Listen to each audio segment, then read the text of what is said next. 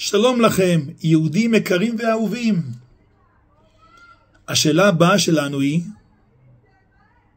האם המשיח הוא מן החיים או מן הצדיקים שכבר מתו? שאלה גדולה מאוד. התשובה היא, יהודים יקרים, מלך המשיח הוא אך ורק מן החיים ולא מן המתים.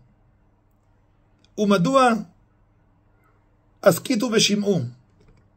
א', אם הוא היה מן המתים, מדוע זה לא יהיה אברהם אבינו או דוד המלך בעצמו, שהרי משיח נקרא משיח בן דוד?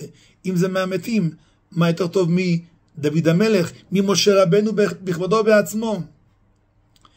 ב', רבנו החסד לאברהם, סבו הגדול של רבנו החידה, כותב מפורש בספרו חסד לאברהם, שמשיח בן דוד יהיה אדם שחיים בתוכנו, נשוי, בעל משפחה עם בנים ובנות. דבר נוסף, כותב האור החיים הקדוש בספר דברים, פרשת ראה, כי ימצא בך אביון באחד שעריך. תראו במקור, אומר שמשיח בן דוד הורתו ולידתו בארץ ישראל הקדושה.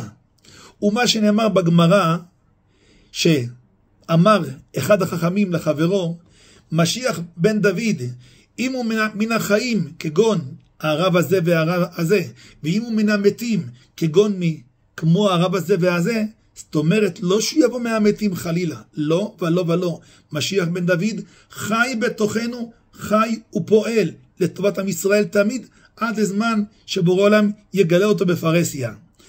ההסבר הוא, אם הוא מן המתים, זאת אומרת שהמשיח יהיה כדוגמתו בענווה, במידות טובות, במעשים טובים, בלב הרחום והאהוב והאוהב לעם ישראל, והדבקות והקרבה שהוא מקריב ומדביק את עם ישראל לאביהם שבשמיים. בשורות טובות וכל טוב.